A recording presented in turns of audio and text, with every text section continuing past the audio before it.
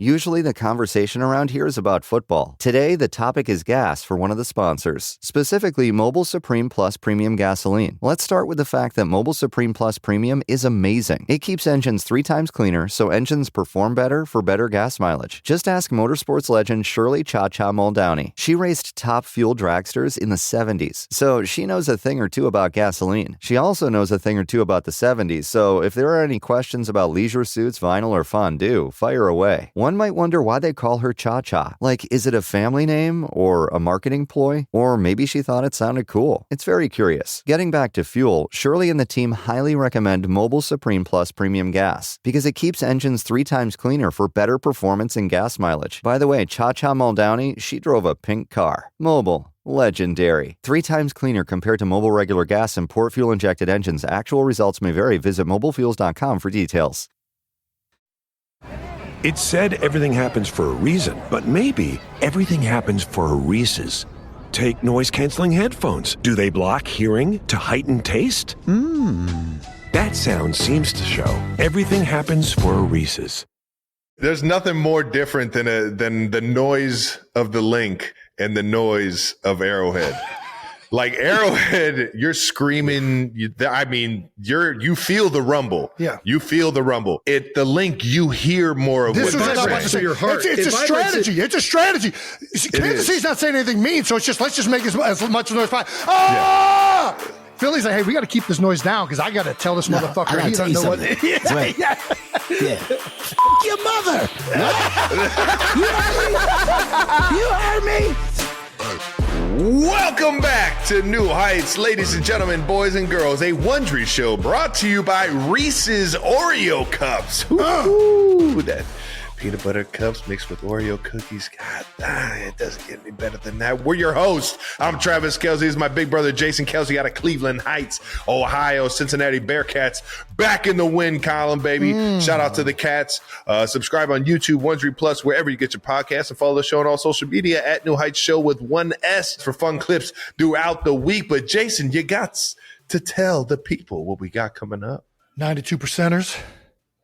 Football is back, baby. Officially, week 1 is in the books, and we got another great episode. We're going to recap everything that happened in week 1 in the NFL, including Chiefs down in Brazil, Eagles. Well, we'll get into it, Trev. Eagles spitting out a win against the Cowboys, and we will have 2 special guests help us preview the Eagles and Chiefs week 2 matchup. Ooh. But first, as always, let's have some of that new news coming in hot. New news is brought to you by Gillette. The best a man can get. There we go. I'm sorry. Reminder, this Sunday we are having a New Heights tailgate in Kansas City starting at 9 a.m. Baby. That's right. The New Heights tailgate is sponsored by Audible. It will be at Kansas City Live in the Power and Light District. We'll have tons of contests, merch giveaways, a photo booth, DJs, cornhole, and a giant TV to watch NFL games, and plenty of places to hang out for you and your friends. Yes, sir. And it's completely free for our fans. Or if you just want to act like you're one of our fans, free to anybody. You don't need to sign up. Just show up. Capacity will be limited to a first-come, first-served basis.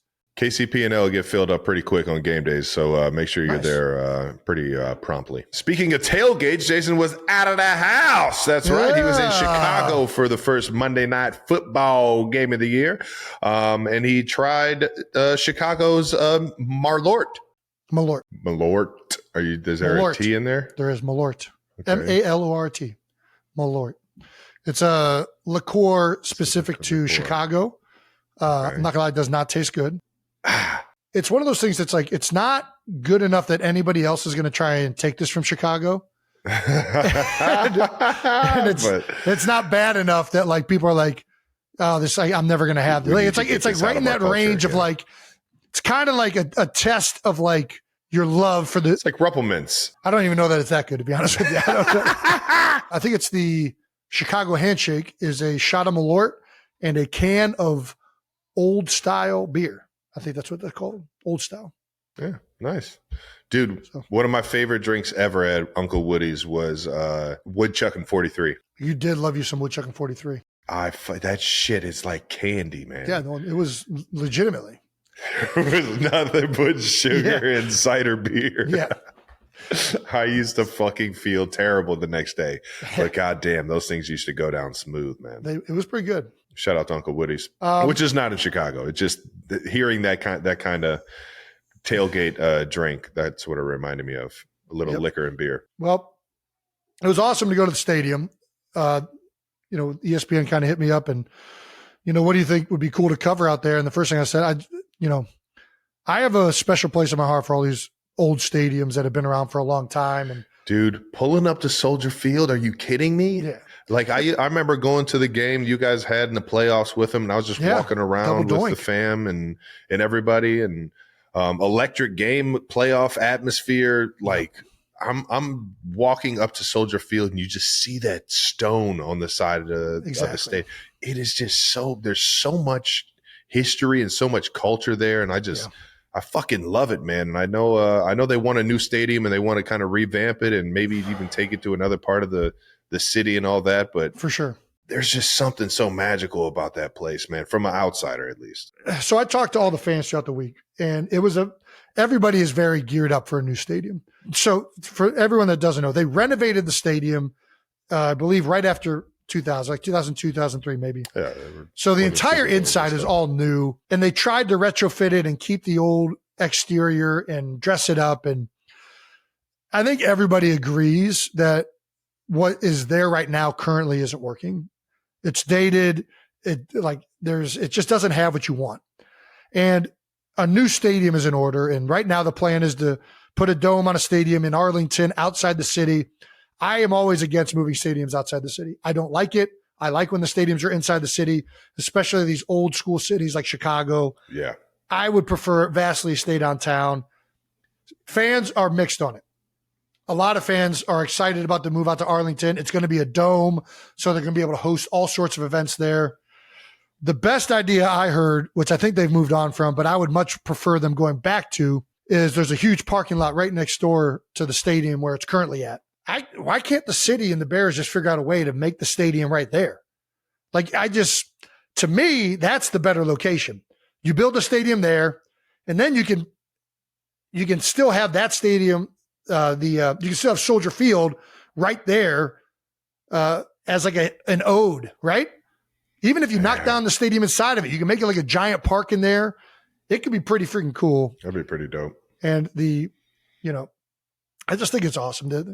There's medallions embedded in the walls of the stadium to honor all the different branches of the military. It's so fucking cool, man. The Doughboy freaking bronze statue, when you get into it, like it's just, they don't make stadiums in honor of things like that anymore. Yeah. It's all just become so commercialized. And I get it. Man. Listen, more money for the league is more money for everybody. Yeah. And I am all about that. And especially around the Midwest, or at least not the coastal cities, man. You just gotta, I don't know. I don't want to say they're not thriving as much as the coastal cities, but finding unique ways to have a sponsor somewhere so that they can, find some bread. I mean, that's just, it is what it is. But you guys do it right. It's not Jiha Field. It's Jiha at Arrowhead.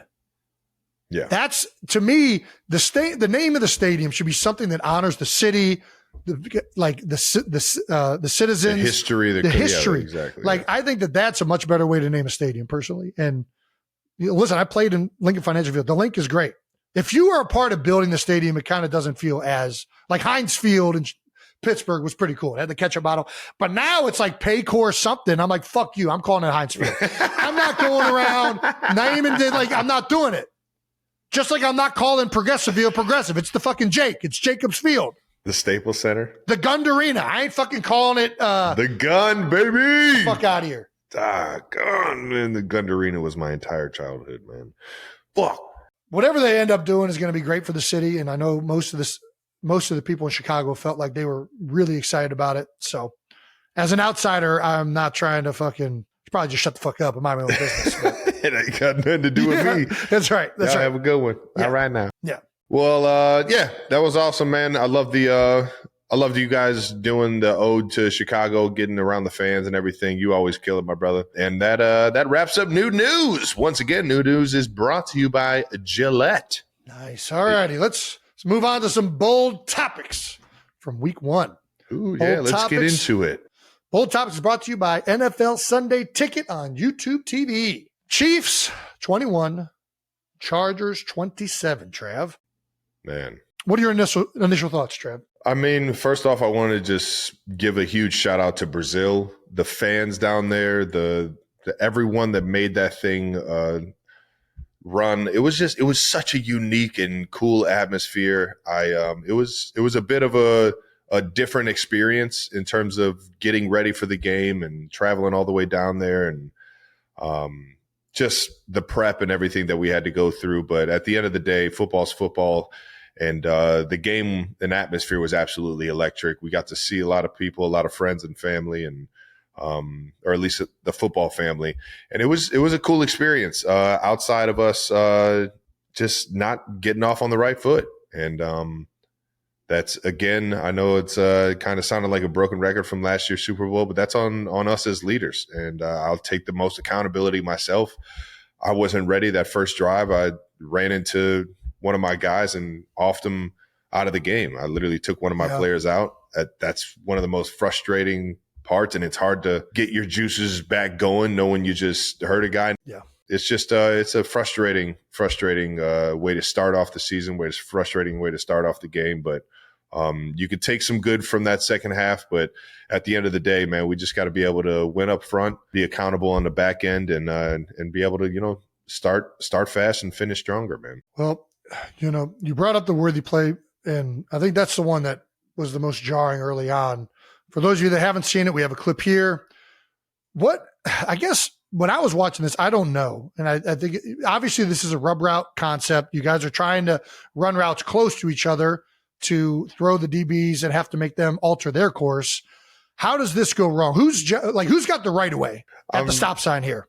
I'm supposed to be running my route at depth for Worthy, so it's frustrating for me. I was trying to kind of set up my guy to be able to get in a position and it all just happened pretty quick. And I just got to be better, man. I'm 13 years in the league. There's no excuse for me running into my own guys like that and being able to play fast and help him out. Worthy had his guy beat, and we're out the gate, and that game starts completely different. Right. Instead, I'm not sure where he is exactly in terms of health-wise, but I'm hoping that we get him back as fast as possible because he means so much to this team. And I was his biggest. Yeah, you've been hyping him up. Not just fan, man. I can see that guy and how hard he works, and I can see his game getting better. And I know he's going to take the league by storm when he gets back. The biggest thing is that he's one of our best players. Right. He's going to take that step into being one of the best wide receivers in the National Football League. Mm-hmm. And I run into him, and all of a sudden, one of the biggest pieces of the game plan is out of the game. For sure. One of the fastest guys in the league, and speed kills in this league is, now they don't have to worry about that. Right. Thankfully enough, we had Traquan Thornton and Hollywood Brown to, be able to step up in those situations. Not that they weren't already in the game plan, but obviously you need to fill those spots. Guys got to step up. Juju Smith-Schuster had a freaking great game. I fucking love Juju, man. Yeah. He helped save that offense in a lot of different ways, man. I just love having that guy as a fucking teammate, man. And I think, I mean, it's frustrating whenever you lose a guy that early. You run the plays that are called, but the coaches all week are trying to design specific things around the skills that each guy has and the players that they envision at those spots. And like the personnel groupings and all that stuff goes into a factor. And Worthy has whenever you're unique in one thing, coaches are going to try and design things around that unique talent that you have. And Worthy's happens to be one of them, is that he's insanely fast and quick. So you have all these things in, and you want those to be a big part of your game plan. And all of a sudden he's out in the first series. And same thing happened to Philadelphia. Ben Van Sumeren, who, listen, not a lot of people know him. Like, this is a guy that everybody was excited about. He's a great special teams player, and he's been playing fullback now for us. He goes down opening kickoff. I don't know how many plays are in the game plan, but you got all these plays where you're anticipating to have a fullback available. And now, like, he's gone like that. Those reps that you did during the week are now done. Like, you're not running those plays anymore. So that's one of the things that can really frustrate you about an injury early, especially when it's a guy that's very unique, who it's going to be hard to replicate that with. But anyways. Yeah. I owe my guy big time, man. X knows it. I felt like shit. I could barely even fucking play the rest of that first half, man. But we geared it up once I found out that he was, in better spirits than I imagined at halftime. So just tried to go back out there and win that thing for him. Let's talk about something positive. Fire drill field goal. Noah Gray, baby. Dude, Noah Gray. Smart football player, baby. Smart Just football a ball player, man. Just a ball player. For those of you that don't know, this only happens. Teams go out of their way to try and make sure you don't get put in this position. You try to make sure you can clock it or call a timeout. The last thing you want to do is get tackled going out of bounds or inbounds. So now the clock's running. Yeah. With the clock moving because momentum stopped before he got out of bounds. 7 seconds to go. It's fourth down. They can't spike it, so Butker's coming out. Will they get it off? They do. Butker from 59. Insane. It's good. Yeah, these things are so hard to execute because of the speed. The kicker doesn't have time to set everything up. You got to just go. And you might get one of them a year. If that, you're trying to make sure from a call standpoint, and that play was designed for Noah to hopefully be able to get out of bounds on his own ability. Yeah, and get out of shout bounds out to the going Chargers. forward. Great play by the defense to knock him out going backwards, because that's the one way he goes out of bounds and the clock runs. Yeah. So now all of a sudden you guys got to go fire drill. You got to go it's no huddle field goal. One of the hardest things to execute. And the team did an unbelievable job. Noah Gray, you already shouted him out, runs onto the field, making sure to get the ball back into where it needs to get spotted. I see my man, I think it was Wanye. Is he the one that's eligible? One of the guys, he's running and making himself eligible. You got to make sure everybody knows the eligible guys. You got to make sure that, And for those of you that don't know, on field goal, typically you have more offensive linemen than on a regular play. The problem is everybody's got to be ready on the sideline to understand that situation's happening. Yes. And the problem with having more offensive linemen is you have to declare eligible if you have an ineligible number. So for an offensive lineman, if you're a tight end on field goal, you have to tell the official you're eligible. Yeah. So not only are you running on the field to try and get set up, you're trying to find the official and make sure you're signaling to him. And this all has to happen in 9 seconds. And the snapper has to get set up.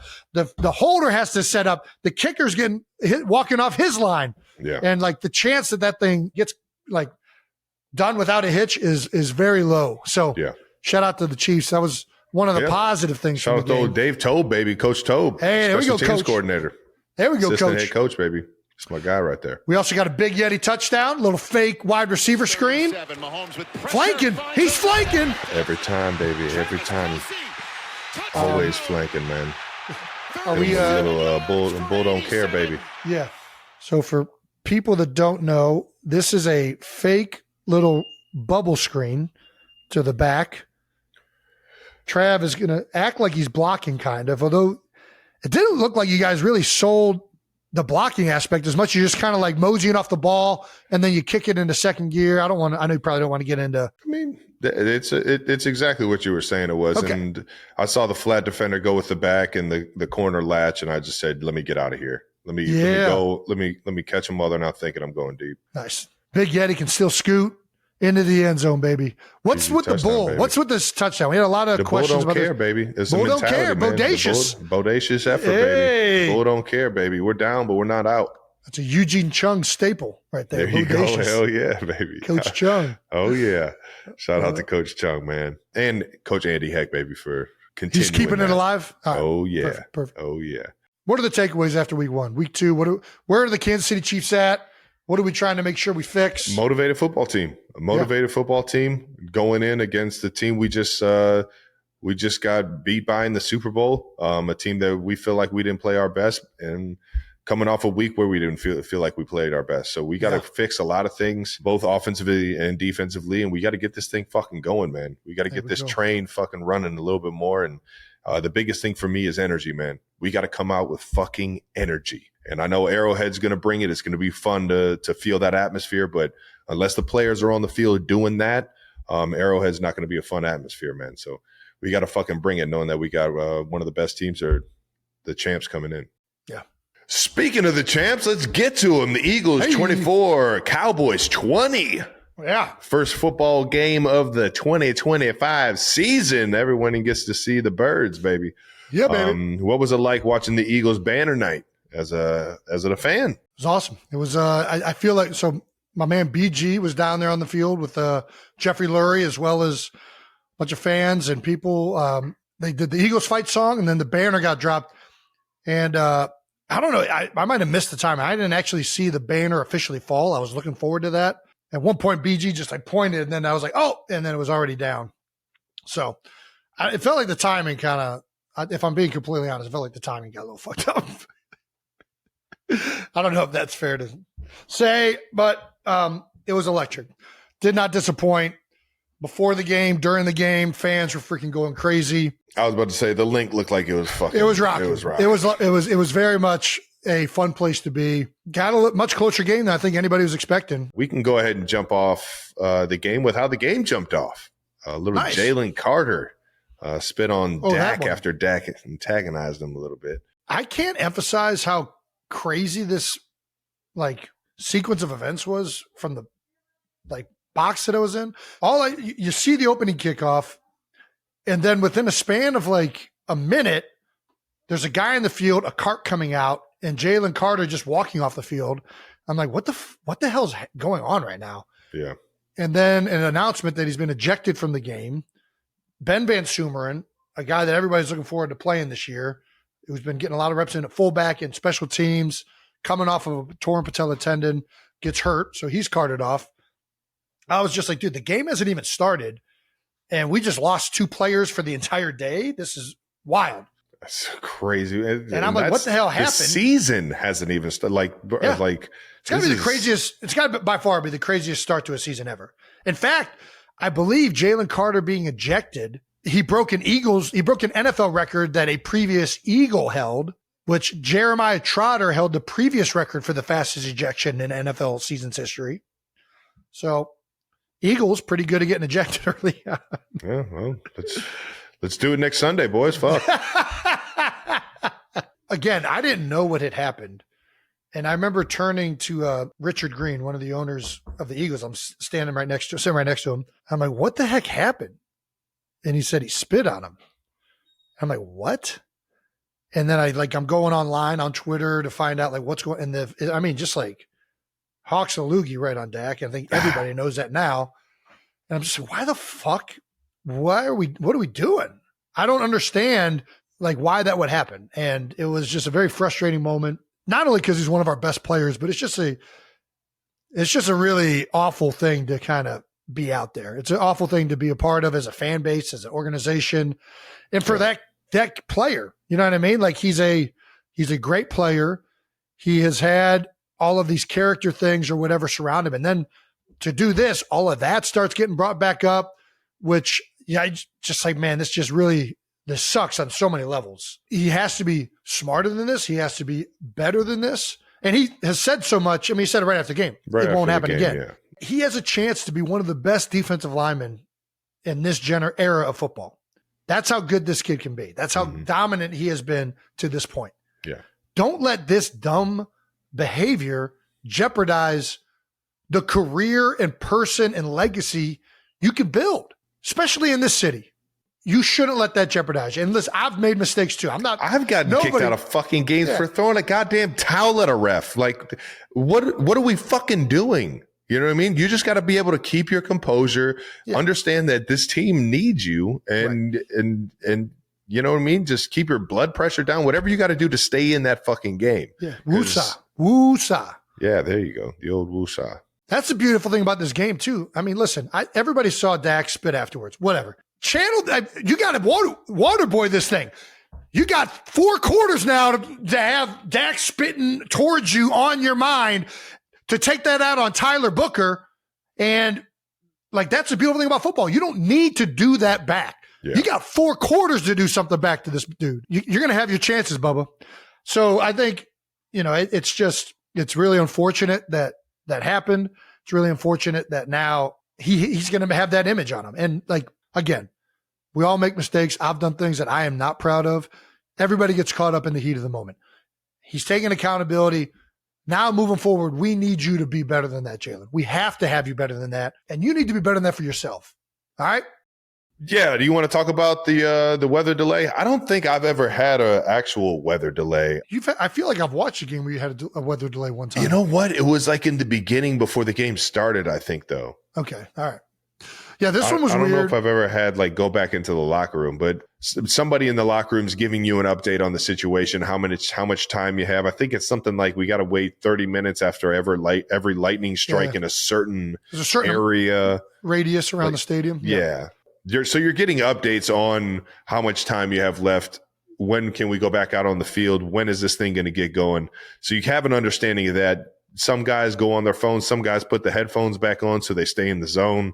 Yep. Some guys, just stay loose, things like that. I'm not going to lie. This isn't Little League football. It's not Little League soccer. I think we should just play through the lightning. I don't know what we're going inside for. What are the chances somebody gets struck? And if it does, it's going to be electric as fuck. It's going to be good for TV. It's going to be electric now. Just got to play through that, boys. It's part of the game. A.J. Brown up for a deep ball. Like, holy shit. He's down. Can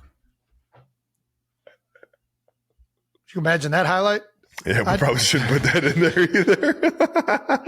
Yeah, I think most people know I'm joking, but we'll see. I felt like both offenses struggled after the delay. Both offenses were clicking really early. I thought the Eagles came out with their beginners or whatever you want to call it.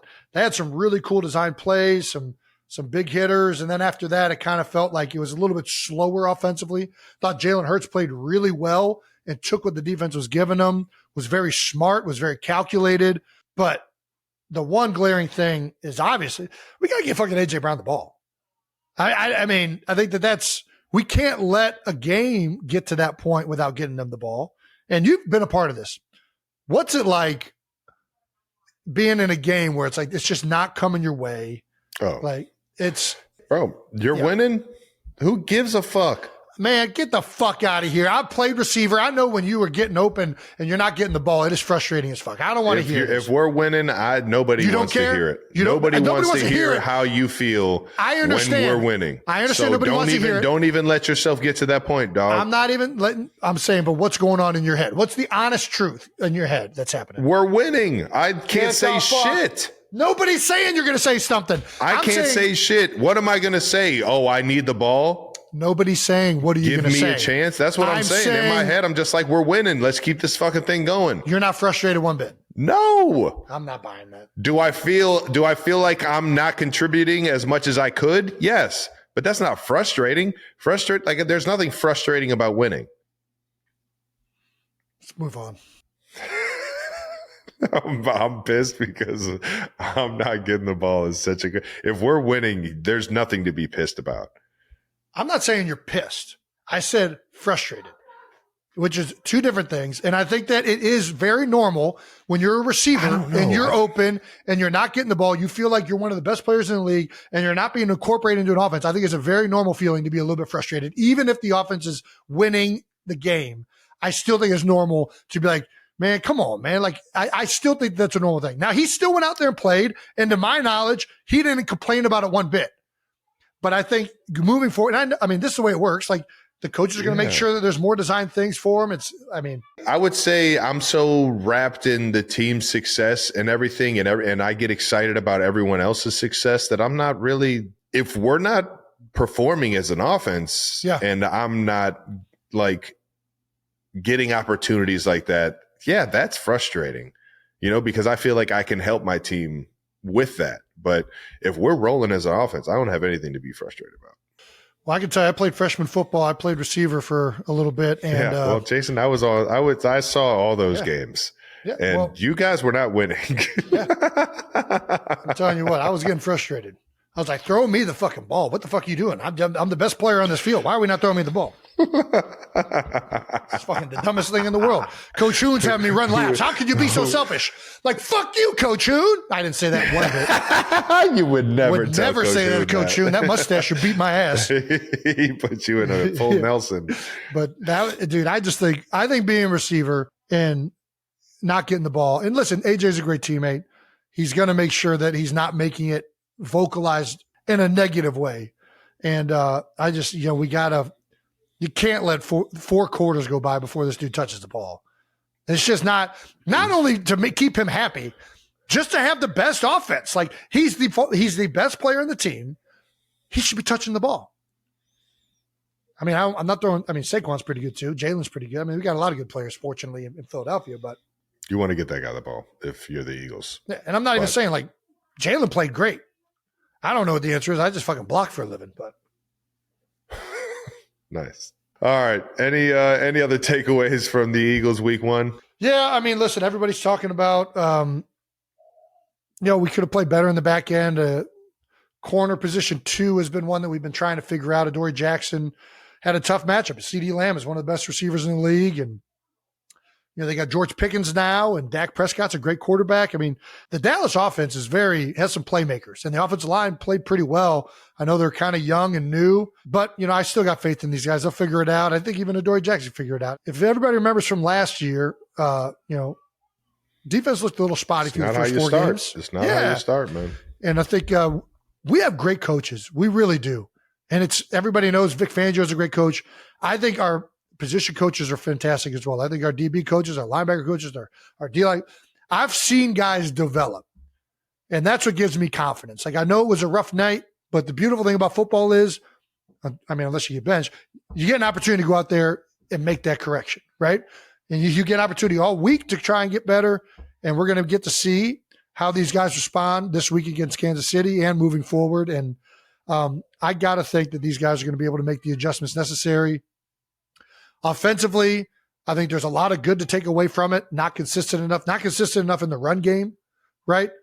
We let some of the movement things get us a little bit here and there, but overall, as a week 1 game, I'm happy that we won. I think we hung in there and played well enough, long enough to get a win. Now we can keep moving forward, making the corrections, and getting back to where we need to be to try and compete for another world championship. That's my takeaways. Well, we'll see you birds next week in Arrowhead, baby. Woo-hoo! Arrowhead's going to be rocking that, God. All right. I'll say we talk about the rest of the NFL for week 1. Nice. All right. Let's get into it. We're calling this section rest of week 1, overreact, underreact.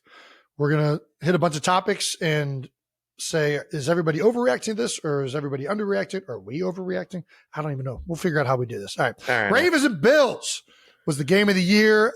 It was incredible. I mean, outstanding game. Was this a collapse or a comeback is the question. I mean, it's both. I hate to say it. It's both, but it's a little bit of. It's a collapse. It's a collapse, man. You can't blow a 40-25 lead.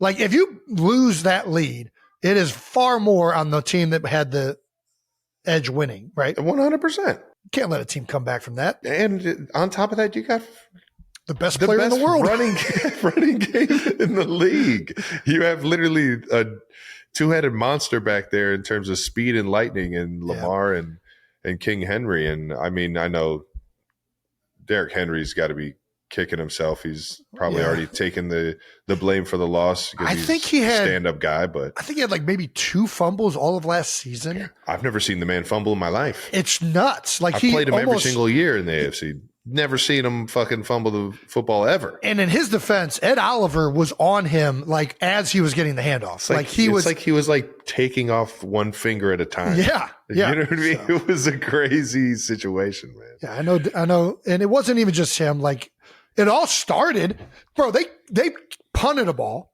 The ball is like dribbling at the 1 yard line, clearly not going in the end zone. When that happened. And this dude just jumps on it, and we go over this. And this is why it's frustrating. This has gone over like routinely in special teams meeting. Do not go into the end zone. Like, there's no need to. Like, if I can see the ball, to dive on the ball right there, just hit it back. Yeah. Dude, never let your momentum take you into the end zone. It's just a very basic premise. Tough. That's a tough one. And it was from there that the Bills got the ball at the 20-yard line. That's when the whole thing started, right? They get then all of a sudden the Derrick Henry exacerbates things. They score on a tipped like 4th down or whatever into the end zone on that one. Was a great It was completely wild. And then the 4-minute drill. They do like one handoff to Derrick Henry on like an outside zone play. Then they do like a gadget little like jet sweep play It's like, dude, put the ball in Lamar Jackson's hands. What the fuck are we doing? And then they finally get aggressive, throw on third down. They're short. And then the election to punt. I mean, even that's like, at that point, you can't give the ball back to Josh Allen. It's too much time. He's got 4 downs in over a minute to get into field goal range. We can't do that, right? And he's got momentum. Not just momentum. I mean, they're running downhill. This is an avalanche at this point. And the only thing that can stop the avalanche is the abominable Lamar Jackson. That's the only thing that's going to be able to stop this motherfucker. It definitely should have been in his hands for sure. I don't know, hindsight's always 20/20. I know that those 4th and 3 is a tough one. If it's 4th or 2 and 1, I bet it's not even a question. Yeah. 4th and 3 is like, man, this is hard. And if it doesn't happen, I guess if it doesn't happen, then you got to hope you can get 3 and out, let them get the field goal, and hopefully get the ball back to try your own version of this. Yeah. So are people overreacting or underreacting to this game? Oh, yeah. The segment. There's a premise here. I mean, it's too early to be game of the year, so I'll go overreact. But I mean, it's fucking incredible. The stakes aren't high enough, even though it's going to be 2 of the best teams in the AFC. I think game of the year, game of week 1 for sure. Yeah, no question. It was one of the best ways to kick off the opening week of NFL in the history. Both MVPs of the last 2 years, Lamar and Josh Allen, going head to head like that. Yeah. And you seeing an MVP performance out of both of them. Yeah. They both it's like, hell yeah. Sign me up. I'll watch that shit again. And also got to shout out Matt Prater. Hey. Yeah, we got Elizabeth Walker telling us on Twitter. Matt Prater going from coaching youth football to game-winning kicks within 72 hours. This guy was at youth football practices and then going straight to the Bills on a desperate heave to get a kicker in there at the age of 41. Yeah, baby. And then kicking the game winner for him, man. He was everybody threw him on their shoulders like he was Rudy, man. That shit was electric at the end. I don't even know if we have this in here, but how many games were lost from kicks this weekend? I mean, missed extra points, missed field goals. I mean, could Shador kick? If we wanted Shador to get on the field, he might have a better chance getting up there kicking. Shador, he can't do worse. Now I want to see if he can kick just for the fun of it. He can't do worse. I mean, that was wild. All right. Overreact, underreact. Wide receiver 1 struggling in week 1. Jamar Chase, 2 for 26. A.J. Brown, 1 for 8. Amon-Ra St. Brown, 4 for 45. Nico Collins, 3 for 25. Tyreek, 4 for 40. Overreact. It's week 1, ladies and gentlemen. They're the best players on their team. The defenses have had all offseason to try and find a game plan for them. I think that's a bit of an overreact. I'm with you. I think that, that it's always interesting. Starting the year, a lot of times it ends up being extremes, I feel like. Coaches have put in all this time trying to do new things. How do we combat things? How do we expand on things, innovate the sport and certain plays? So I always feel like the first 4 weeks, some of the teams just come in with something that's really working. And some teams come in with stuff that is just like, it's not working for them. So you end up having some teams like blow out. Like the Jets look like the best team in the NFL right now. They damn near beat the Pittsburgh Steelers. Justin Fields dominated. Like, we'll see how this keeps transitioning as the season goes, but it's always interesting early on.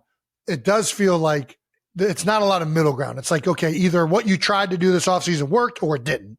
Or like guys are executing or they're not. Like, and then eventually the law of averages and norms and people getting more tape out there and figuring out ways to execute leads to a more consistent basis, especially for a lot of these guys. So I'm with you. I think it's an overreact. I think you'll see these numbers fixed pretty quick.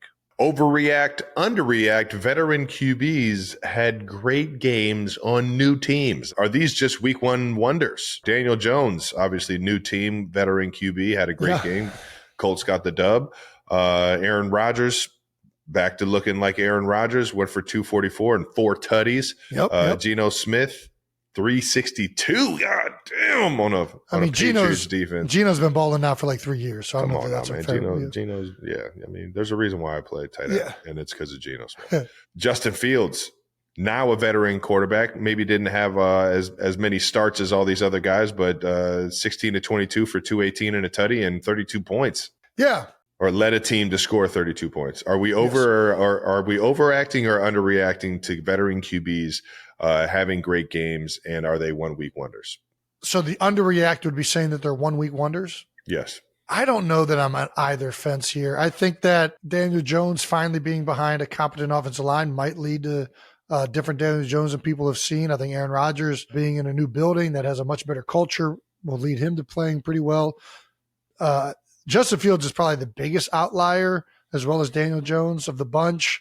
I do think that quarterbacks oftentimes will come in, even backups, and you'll see like mid-season, whenever, you'll see them play 2, 3, 4 games at a really high level, and then all of a sudden there's a drop-off. And I think once there's tape out there, a lot of these things revert back to what the skill set actually is. So I don't think that we're overreacting. I think it's fair to say these guys perform really well. Yeah. But I also don't think that they're 1 week wonders. Like, I think by all accounts, these guys could end up being the Sam Darnolds of this year, or the Geno Smith of 3 years ago, or the Baker Mayfields of what happened down in Tampa Bay. Like, a change in scenery a lot of the times can prove to be pretty damn good for talented quarterbacks. Hell yeah. I'm with you on that. Overreact, underreact. Lions without Ben Johnson struggles. I think that is pretty on par. I don't think that's overreact or underreact. They got to find some. It's a fair concern, especially with the way it looked. I mean, the Lions didn't get into the end zone until the final drive in garbage time, basically, with an incredible catch, by the way. Yeah, all right now. I think that everybody is accurately questioning what the Detroit Lions are. And I think when you go out and play offensively like that, I think you're going to get that. I also don't think it's just Ben Johnson, though. I think that they lost – their entire interior line has been either lost or reshuffled. Frank Ragnow retired. Zeitler left. Glasgow, who's played guard for them more routinely, is now playing center. So that's a lot of change with 3 out of the 11 starters on your offense, especially in an offense that's predicated primarily on running the football and play action. They were held to 44 yards rushing. The last time that happened, I was still in the NFL.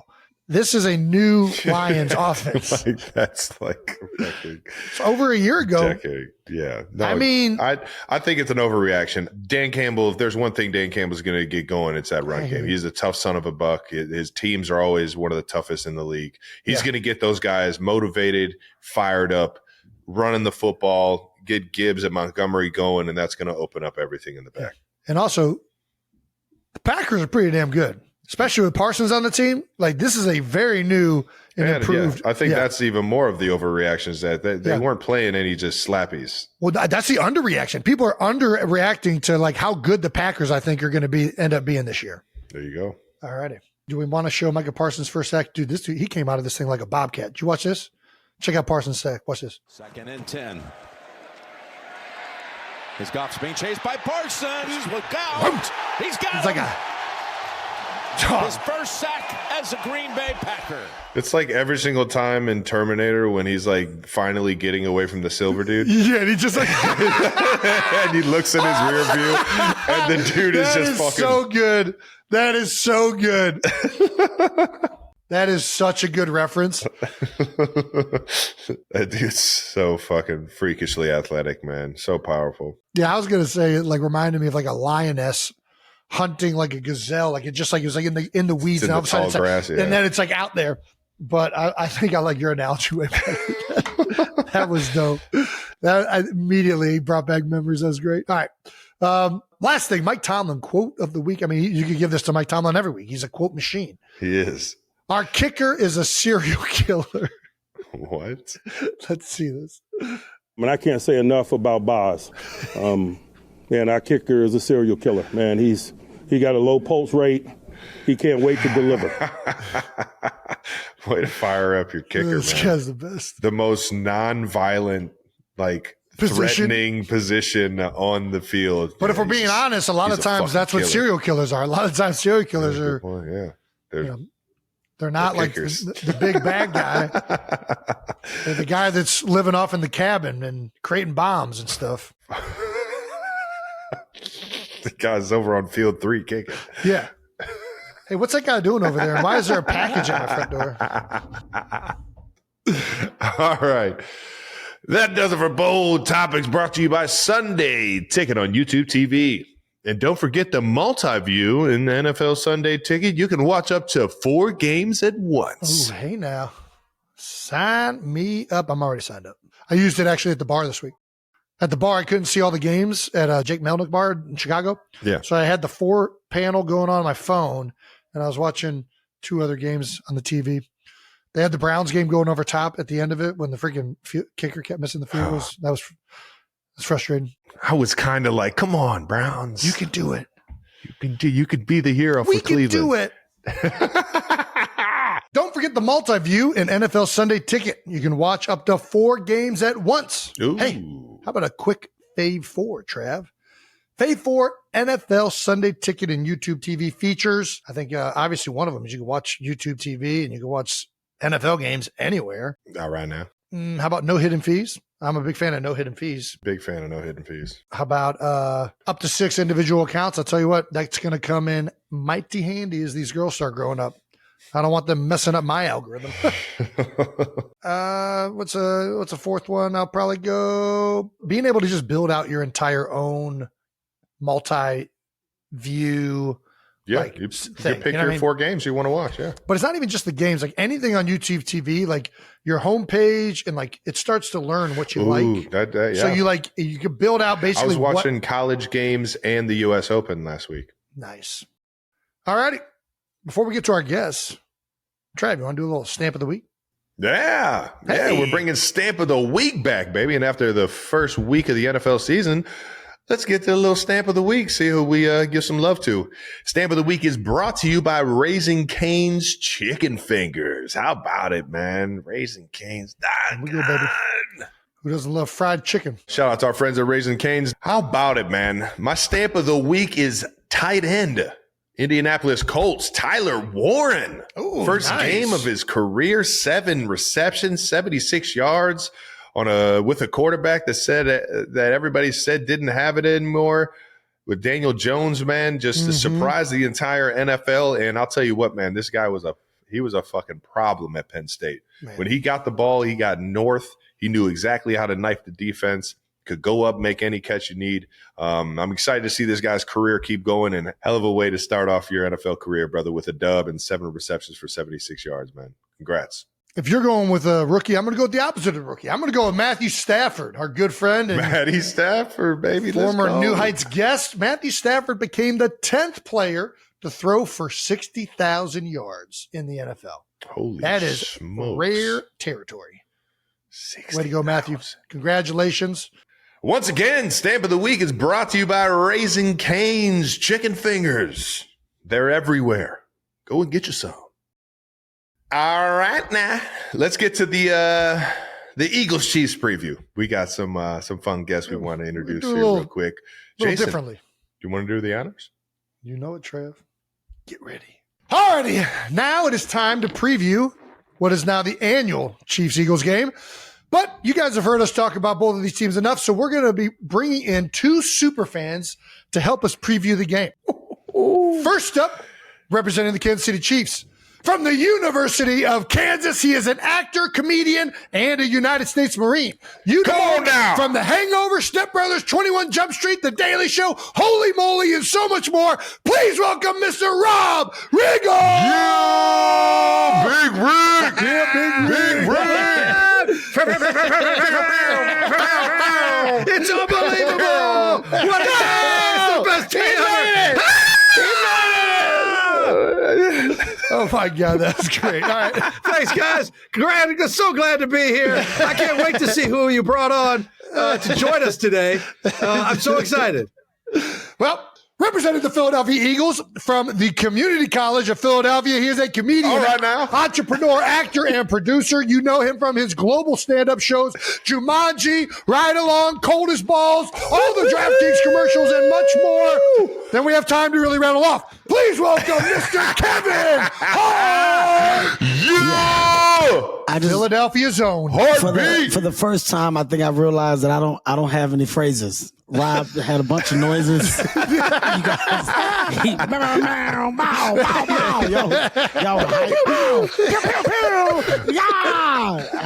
nothing. I have absolutely nothing. It's just me.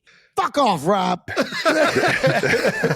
Well, are you guys ready to represent your teams? Works. I am. We know what we're here for? I am. All righty. How are we feeling about the season so far? Let's start with you, Rob.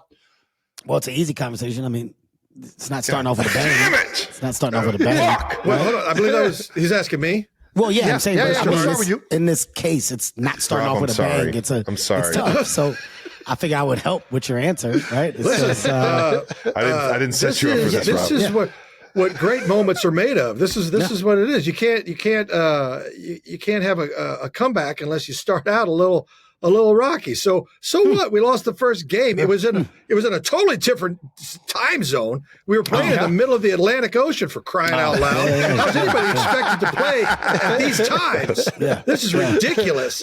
So first of all, we're fighting the clock. We're fighting the other team. You know, you're playing on a different continent, for crying out loud. So I can't understand anything anybody's saying. That's weird. Nobody understands. It was weird. I just put that in a weird category. So the season really starts. Hey, it starts this weekend. And of course, in Arrowhead, baby. Let's go. All right. It's going to be a repeat. Oh, Arrowhead's going to be electrified. Loudest stadium in the world. I don't know if that's true, but definitely in America. And, I just think it's going to be an incredible week. So to answer your question shortly, not super stoked about the way it started, but super excited about where it's going. There we go. Spoken like a true loser. Right? Like I think spoken like a true loser. I mean, I heard everything. I heard everything but accountability there. Right? And I mean, for me, everything but accountability. We talked about Brazil. We talked about the time zones. We talked about not being able to understand fatigue. I didn't hear anything that I should have heard. And by the way, that's the bigger issue. That's the issue that we're dealing with right now in general, right? We're dealing with a much larger issue, Rob, and you may not want to address it, but I will. Jason, throw the question to me, please. Can I go? Yes, Can you okay. ask me, Jason? Kevin, how do you feel about the starts of the season so far for the Philadelphia Eagles? First of all, I've never been more ecstatic about a football season in my life. I mean, listen, when you come off of a Super Bowl, the first thing that you want, right? As a competitor, as a guy that understands what happens in these locker rooms, the first thing that you want to see at the start of a new season, you want to see the same energy and you want to see the same tone. More importantly, you want to see that tone get set out the gate. Coming out the gate and handling the Cowboys, who are, yes, in our division, it sets a tone. It sets a tone to say we're back and we're ready to do what we did before. By the way, everybody else in the NFL, I don't know what you guys are doing, but guess what we're doing? We're playing winning football. This isn't Kansas City. This is the Philadelphia Eagles. Right? It's the Philadelphia Eagles. I mean, talk about being pumped up. You're firing me up, Kevin. I've never been pumped up. And by the way, I saw a little rust. I saw some things where, we got some kinks and stuff that we got to work out. I want AB to get the ball a little more. I want to see our wide receivers be a little more active. Saquon did exactly what we thought that he would do. We have a very strong football team. And not having our defensive recruit that we just got on the field, I didn't like that. I didn't like the spit moment. So I want to see him on the field. I want to see what happens to our defense when we got that type of talent out there. So if you notice, there's a lot of energy to what I'm saying, Jason. Yeah, it's energy. Big time energy. Not like Rob. When Rob was talking, he was stuttering. He was stuttering. He had a stroke. He had a stroke in the middle of it. He was like, no. It was bad. Not me. Philadelphia, baby. EAGLES. These eyes are clear, Kevin. These eyes are clear. This heart is pure. It's ready to go. Goodness. The Chiefs, this is nothing. Week one, there's a lot of season left. All right. Let's get this back to the family show that we are. Little friendly time.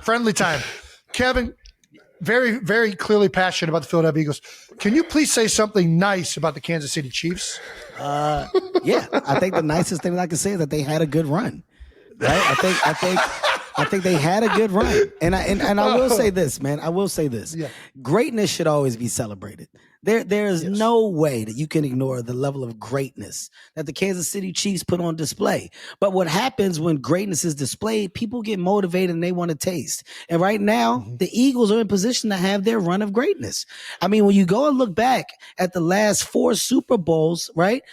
The Eagles are definitely a part of the conversation. 3 of those Super Bowls we were in. 2 of them we won. Not only are we winning, but we're a part of the conversation. The Kansas City Chiefs have been a part of the conversation for years. Before them, it was the Patriots. It's amazing to see dynasties happen, but dynasties end so that there can be new ones.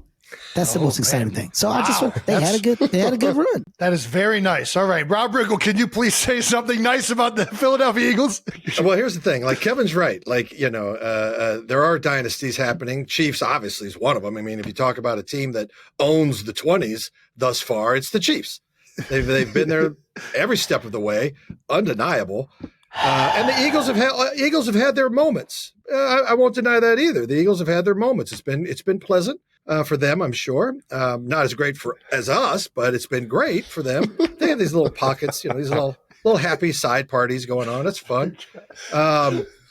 But your question was, and I want to get back to that. Your question was something positive about the Eagles. You know what the question was, Rob. Answer the goddamn question. I just want to, because I don't want to say I'm struggling to come up with something to say, but because I do. I want to be. You know what? Here's the thing. I'll say about Eagles fans. You never have to guess where you stand with an Eagles fan. And I appreciate that. I respect that. Very passionate. That's a nice fan. That's a very nice thing. That's very nice. They will. They will throw punches. They will throw hands. They will tell you to S your own D in the parking lot. They shove people downstairs. They pull shirts over heads with hockey blows. It's all there. They punch out horses. I mean, you never have to guess where you stand with an Eagles fan. It's so good. Very passionate city. That's what I heard. Incredibly passionate. That being said, you know how passionate they are. Arrowhead, a very passionate, place that we play. Kansas City gets it fired up. Who has a better stadium experience, Arrowhead or the Link? I think that Arrowhead's a little safer, right? I think we can say it's a little. I think it's a little more Midwestern. Yeah, It's a little bit happier. I think I can see some fans. I can see some fans in Arrowhead, and I can wear an Eagles jersey. And a fan in Arrowhead may say, "Good luck today," and I may say, "Hey, good luck to you too." Right? They might offer you a plate of some barbecue. No, in Arrowhead they'll say, "Good luck today," and I'll go, "Fuck you," right? Thank you. And it's just because of the way that I was raised in Philadelphia. We just have a different energy about us. But I'll give Arrowhead that, right? It's just a little safer. I do appreciate your honesty, though, Kevin. But I will say this: Arrowhead, very loud stadium, and our tailgating. I've been to both stadiums. I have been to both. Tailgating in Kansas City is far superior. Far superior. Interesting. Superior is a strong word. Superior. It's a very strong word. Superiority. I don't know how else I can say it. Is it just the food at Arrowhead or the ambiance? It's the food. It's the atmosphere. It's 200 acres of barbecue being burnt, smelling wonderful with everything, all the fixins. Don't forget the fixins, man. I mean, you got the coleslaw, you got the beans, you got the potatoes, you got the potato salad. What's the best part of an Eagles tailgate? I don't know. It's going to be very hard to finish a conversation with somebody using the word fixins. Okay, okay. Don't forget the fixins. I almost hung up. I almost ended this when he said fixings. I almost jumped off. What makes that tailgate so good? It's the fixins. The beans, the slaw, the sauce. No, okay? It's not Thanksgiving, Rob. We're talking about. Because you guys haven't got to that level yet of tailgate. Once you get to that level. Okay. First of all, Travis, you've never seen tailgating until you've seen it done in Philadelphia. Okay. We're talking about live DJs. We're talking about a city that not only stands in the space of chance, but togetherness. You know, the city of brotherly love is what we are, and on a football Sunday is where we display it. We display it. I mean, bobbleheads, big faces. We got everything, and not only do we have everything, we share with each other. Hey, you guys got beer? Y'all need something? Y'all need drinks? Here, come over here. We'll toss you some. You've never seen anything like it. Cheesesteaks, pretzels. I mean, tasty cakes. It all happens in Philadelphia. The energy that we go into that stadium with is set in the parking lot. And not only do we tailgate, we do it in places that we're not supposed to. We block off streets. Okay? We block off streets. You know, we prohibit the highways from being used. A lot of the stuff isn't necessarily legal, but we get it done. It is what it is. It's called fanfare. That's what it's called, Rob. And I'll tell you what we're not discussing. Fixins. We're not talking about fixins in Philadelphia. It's cheese on the cheese steak. That's it. That's all. Give me a pretzel. Oh my God. Oh, that's good. That makes me so happy. You guys have a prison in your stadium, if I'm not mistaken. Damn right we do. Yeah. Okay. That was the old stadium. That was the vet. That was the vet. We progressed. We've moved on from that. Yeah, That was the vet. Oh, sorry. Yeah, we progressed. All right, we had it there because we needed it during those times. Okay, we needed it, and as a person that has been in that jail cell, as a person that has been in that jail cell, it is necessary. Okay, it's necessary to know the consequences to some of our crazy actions. So when I sat in that cell for 3.5 hours, I thought about my actions, and I never did it again. And they took my picture down. So it's a good thing. You have not made it as a fan until your picture has made it to the wall of trouble. When they go, no. You got to watch out for this guy. This guy right here.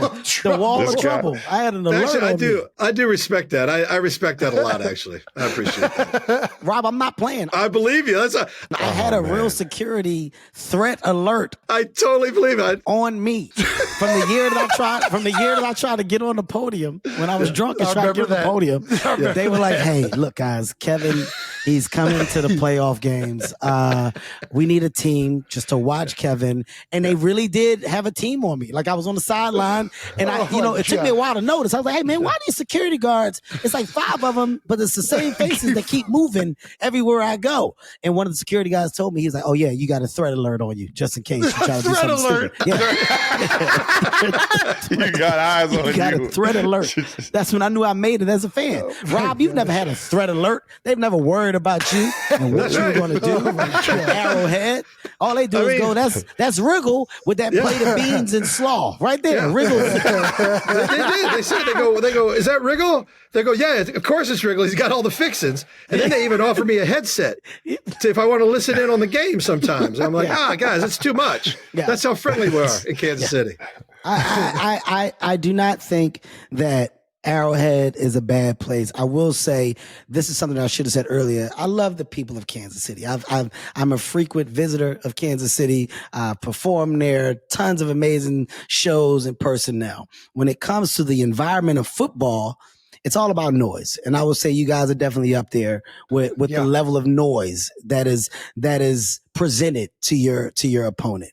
But you got to come from noise. You got to come from noise to respond to that environment. And we're no strangers to it. That's the beauty of how we're trained in Philadelphia.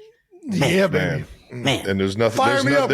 There's nothing more different than the noise of the link and the noise of Arrowhead.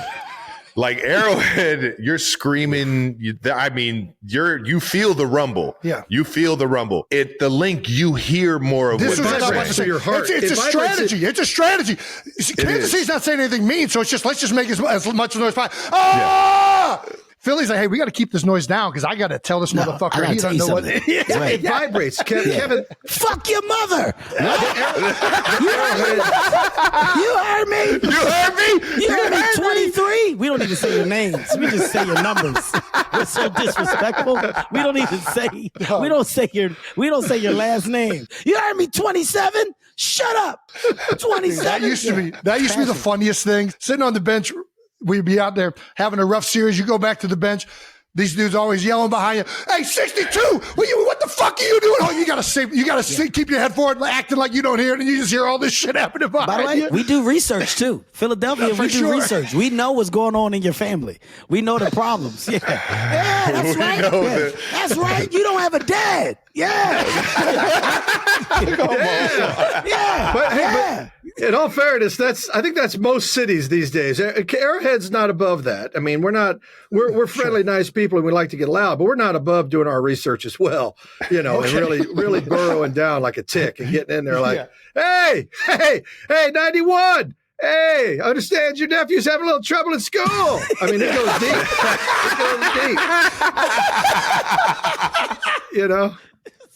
It's a little more precise. It's a little more precise. It's very detailed. It's very detailed. Yeah, somebody's grade point average just dropped. He's struggling in an Ivy League school with that GPA. Yeah, we know he had dreams of going to Brown University. He'll be lucky if he gets in Cornell. Then we'll start laughing.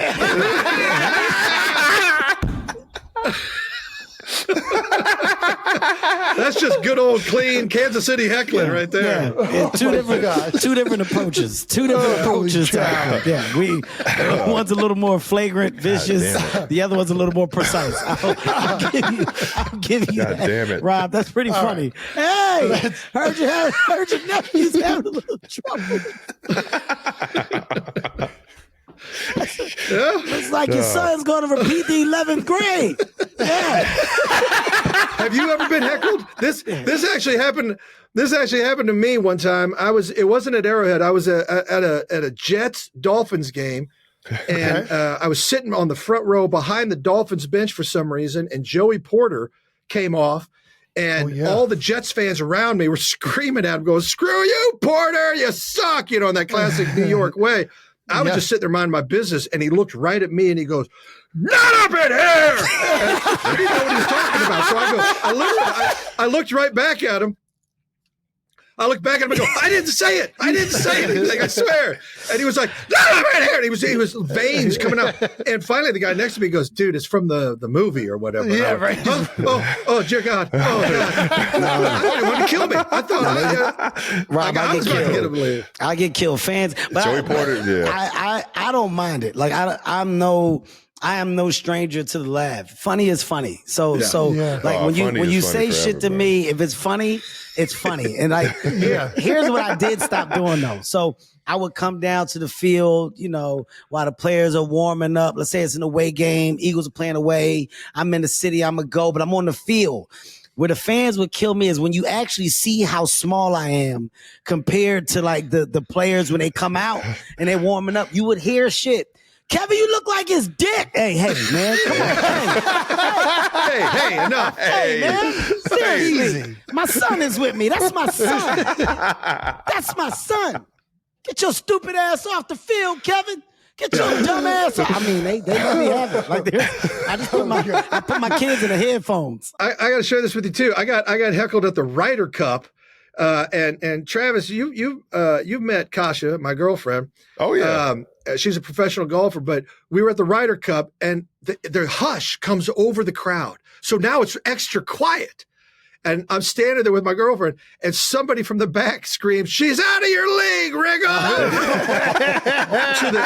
to the tremendous roar from the crowd of, "Yeah, fuck you, Riggle!" It turned into a dog pile.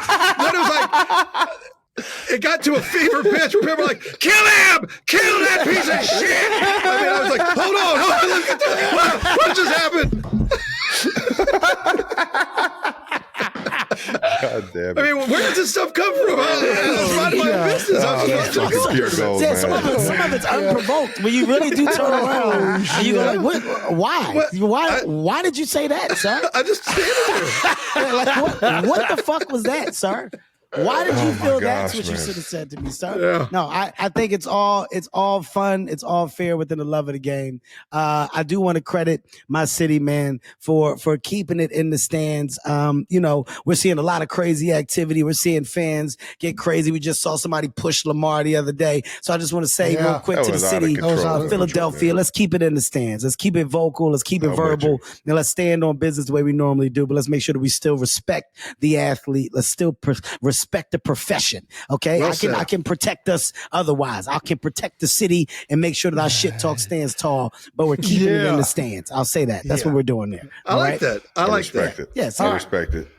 Let's get back to the game a little bit. All right, so as players, we usually don't consider these matchups the next season. We don't consider it like a Super Bowl rematch. These teams obviously just played we don't. a couple As games players, ago. You, me, and Trent. As fans, That's not how it though, is. as fans, do you guys consider this a Super Bowl rematch? Well, I think Rob, I'll answer first because I think as a player, Again, just a regular fan. You're a regular fan, Kevin. it's good to respect both POVs, right? Like I think I have the advantage of looking through a dual lens. I can see from both sides. Not at all. You have to respect it as a Super Bowl rematch. I mean, I remember when I played in the church league and we won the conference, and the following year we came out and game 2 was against the church that we played in the championship game, and that was the biggest game. It was Literally same scenario. Same scenario, right? Yeah, same thing. So I don't know if that's the same. I don't know if that's actually it definitely is. equivalent. It definitely is. Pastor Troy led that league with 17 touchdowns that year. And I remember it's definitely the same, Rob. Pastor Troy for sure could have went. He could have went pro. So I think it is a rematch. You got to respect it as that. We're stepping on that Kevin, field. I happen we're to play in setting a the rec tone. league, which is, as we know, is very similar to the NFL, unlike church leagues. But I don't want to go there because I don't want to make it about me today. The question was about the teams. Do I consider this a rematch? I will say no. I will say yes. There are similarities. But each year you have a brand new team. And yes, there are a lot of veterans that come along and get to, continue their journey, but it's like a fingerprint. It's new every year. It's, at least that's how I do it. What's up? Anyway, but that's, it's a new team. It's a new season. So to me, it's all born anew. However, do my feelings, are they running hot? You goddamn right they are. And do I want a piece of the Eagles? I want a big piece. I want a big piece of the Eagles. That barbecue is going to be Eagle. Okay? Not American bald eagle. Just regular old, boring, whatever Eagle. Okay? That's what's up. And we're going to have a lot of fixins with that Eagle. It's a big game. It sets a tone. I think this game definitely sends a message, right? I think we go in there, we handle business. It sends a message. I think the heads underneath those helmets of the Kansas City Chiefs will be left with a lot to think about, right? It's like, holy shit, where are we? Who are we? And what are we? Right? Like, the Eagles are clearly trying to send a message, guys, and we clearly allowed that message to get delivered. Like, that's psyche. We're playing the psyche game at that point. Psyche right? game. Which is a big part of football, as you guys know. But I've seen the Kansas City Chiefs team leaders. They never panic. The leaders of that team don't panic. Honestly, whatever's thrown at us, I'm not sweating jack squat because I know come November, December, we're going to start fine tuning. It's going to be tune in Tokyo, and don't tell me you haven't played that. It's going to be tune in Tokyo, and we are going to be going for the gold. All right, I don't sweat the early days, friend. Respectfully, Riggle, you're starting to piss me off. Okay, respectfully, Riggle, you're starting to piss me off.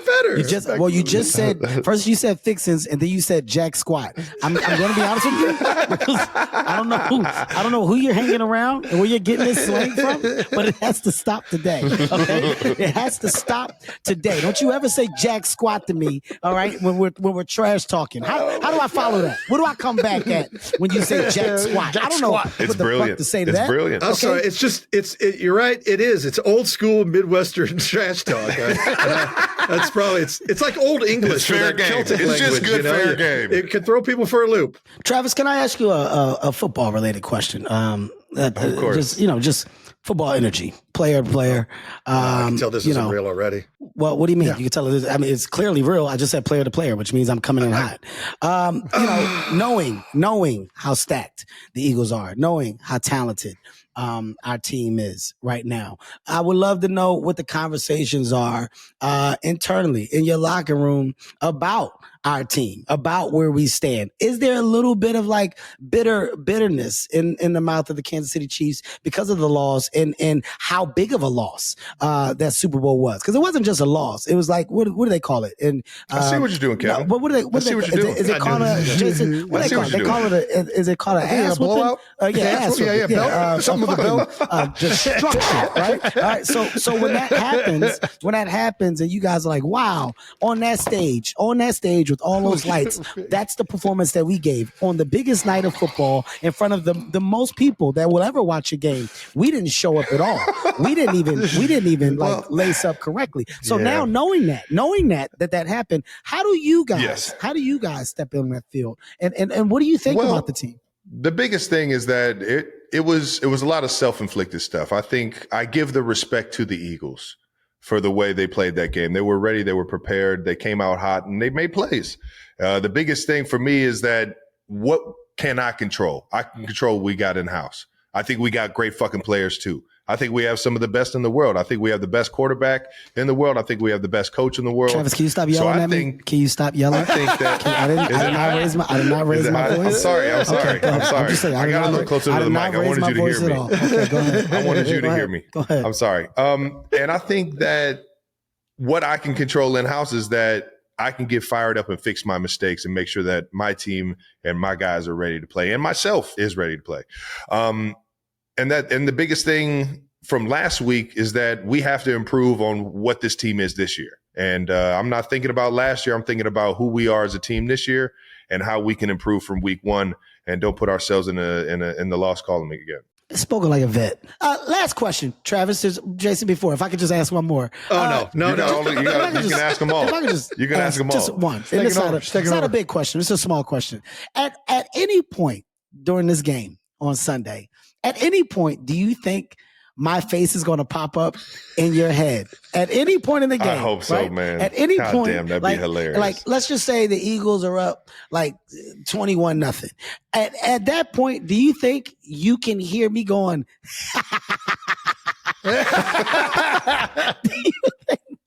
do you think you'll be able to hear me? Like, this is what we call bulletin board material. I love it. I love it. And you know I love you as a person more than anything. This is I am so fired up for this right now, and I am you kind of got me a little sweating right now because I really did get my ass kicked in the Super Bowl. So I'm a little hot. But we got the AC pumping. Can't peak too soon. It's only Tuesday? So we're going to have some fun. And I hope I hear that laugh at the end of the game when we're on the winning side. But God damn it, I'm probably going to hear it if we're down. No matter what. You son of a bitch. All right, we got to do this real quick. We appreciate you guys' time. We got one more final question for you. Fill in the blank. Big Rig, we'll go with you first. The Chiefs will win because blank. The Chiefs will win because we are awesome and we don't want to be 1-1. Or excuse me, we don't want to be 0-2. Yeah. I mean, what was that? Jesus Christ. What was that? Take it easy. It was a slip of the tongue, man. It was just a simple mistake. I got all gassed up. These are Fast and Furious. These are popcorn questions, man. Where's the edit button when you need it? Jesus Christ, man. Okay, fine. I panicked. Fuck. You got to keep our composure. The Chiefs will win because we keep our composure. There we go. All right, Kevin, the Eagles will win because winning is an attitude. Because winning is a feeling. Because winning is our now. Because winning is not an option. Because winning is our world. It's our destiny, our livelihood. The Eagles will win because that's what we're supposed to do. Fly, Eagles, fly. EAGLES, Eagles. You hear me? EAGLES, Eagles. And we're going to fly down. We're gonna see those Chiefs, and we're gonna take our claws. We're gonna take our claws and we're gonna grab them. We're gonna grab those Chiefs and we're gonna peck them and we're gonna peck their eyes out. And we're gonna claw them. Huh? That red is gonna be blood. It's gonna be blood on Sunday. Kevin, they have to ask you a question first. They haven't asked you anything yet. I already had the speech program, Rob. Okay, that's what I figured. It's coming out no matter what. What a time, guys. What a time. Well, God damn. listen, I don't think that could have gone any better than we would have ever imagined. Man. Both of you guys killed it. That takes care of our Eagles-Chiefs preview. I hope all of you enjoy that. But before we cut these guys out of here, we do want to ask Rob, do you want to tell the 92%ers what you got coming up? I got a book coming out. What? That just happened. Let's go, There we go. Let's go, Hey-o! Yeah, it's coming out on Veterans Day, November 11th. I hope you get a chance to read it. It's a good book. Send me a copy, all right. Rob. Send me a signed You know I got copy. one coming to you, Kevin. I love Please you. I'll send me a you signed one. copy. Congrats, man. absolutely. Grit, spit, and never quit. All A of you. Marine's Guide to Comedy and Life. Yeah. Strong. Sounds like a beautiful, I love that. beautiful Look at that combination of life, man. It's crazy. I got to man. point out there's an eagle on the book, Rob. That's a There omen is. right there. Yeah. I mean, he's an American man right there. No. If you want to win, win and die. That's not what's really going on. I think you're crossing the streams. Look, this is a great book. I hope people take the time to read it. And by the way, I'm still going with the Chiefs, but thank you. Thanks. Yes. Good for you, Rob. I love it, man. Thanks, brother. Well, excited to check out the book. Rob, you're the man. Kevin, you're the man as well. Thank you so much to both of you guys for joining. That was a freaking blast. God damn, that was fucking hilarious, man. Hey, thank you guys. Am I Brandon, am I done? Yeah, Rob, we're gonna get rid of you just so we can kind of redo that whole thing. Okay. We're gonna redo it. Just do it and no. We're gonna Wait, you're not just gonna jump use off. any of it? You're not gonna just use jump any off. of it. Jump off, Rob, and we're gonna do something cool. You'll see it. I feel like I feel like there's a lot of good stuff in there. No way we're getting rid of the fixins, man. All right, now that those Chiefs fans are out of here, it's God. time to get to some bet. Thank God. That's right. All right, Kev, let's get a quick DraftKings same game parlay. What do you say? All right, pick two players to score a touchdown in this one. Who we taking? Well, of course, I'm going Jalen Hurts. I'm going Saquon Barkley. There we go. Easy. Okay. Mm-hmm. Who's going to win the game? Eagles. Eagles. Okay. All right. Pick a player you think is going to hit over their yards. Passing, receiving, rushing, anything goes. You know what? AB didn't have a strong first game, and I think in this week's work, everybody was put on notice that he has to get the ball. I think AB is going to show out this game. Hey, you know what, Kev? We don't even have to worry if one of those legs doesn't hit because with DraftKings Ghost Leg promo, they'll just make it disappear. It's the beauty of DraftKings. What an amazing isn't it partner. great? What an amazing partner. They are. What do you think about this game? Seriously. Well, look, let's end it with a bang, man. Let's end it with a bang. Okay, now that we got rid of the bad guys, and I do mean Kansas City Chiefs, guys, it's fly, Eagles fly all day, every day. The road to greatness starts again now. Getting back to the Super Bowl. This is a very big game. I think this is a game that really, really will set the tone for the rest of the season. It's a confidence builder and booster for everyone on that Eagles team, man. So let's go and let's get it done. And after getting it done, the road to the Super Bowl. Nothing else is acceptable. Let's go. That's it. Thank you, Kevin, and thank you to our partner at DraftKings. The NFL season is officially rolling, and every touchdown can bring you closer to a payout with our partner, DraftKings Sportsbook. Every game is another chance to cash in. Don't just watch the action, win with it. New customers, this one is for you. Bet just $5 and get $200 in bonus bets instantly. Plus, score over $200 off NFL Sunday Ticket for YouTube and YouTube TV. Just download the DraftKings Sportsbook app and sign up with promo code New Heights. DraftKings Sportsbook delivers the intensity of the game right to your fingertips. From first touchdown scorer to anytime touchdown props or the thrill of live in-game betting, every snap is loaded with opportunity. DraftKings Sportsbook not available in your state? Well, ride the upside with DraftKings Pick 6, a new way to play fantasy sports. Your season's heating up. Download the DraftKings Sportsbook app and use promo code New Heights. New customers get $200 in bonus bets instantly when you place your first $5 bet. Plus, over $200 off NFL Sunday Ticket from YouTube and YouTube TV. The crown is yours.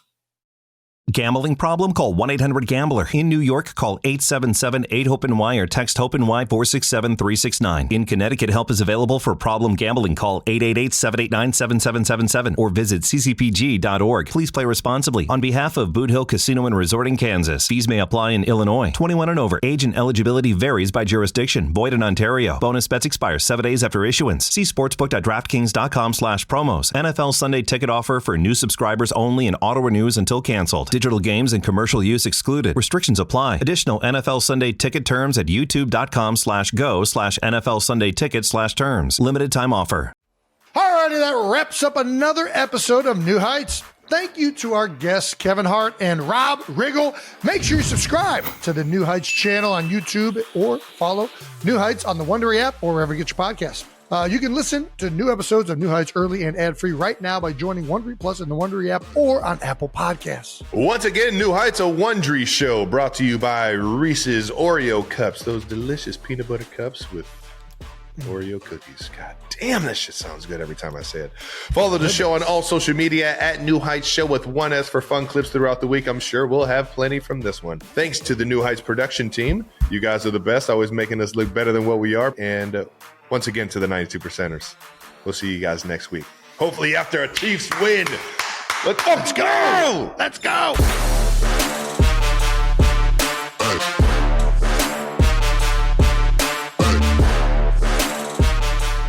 Yeah, just tilt it until we can't see the Eagles helmet. Thank you. Just a little bit. That was intentional. That was intentional. Okay. Get your laptop. Tilt it down. Just pull it down a little bit for me. Keep it right there. I thought they were seriously going to go. Now, Rob, is that the face you're going to have? Okay. Yeah. Bang, bang. Can Rob? boom. Is there a way where we can get Rob to kind of just move out of that box? Just so it's like, Rob, if you can just, right there, Rob. That's good. All right, further, Rob. Now let's go. This is good. We're locked in. Let's go. This is great. Okay, guys, we're ready to go on my side. We're all locked in.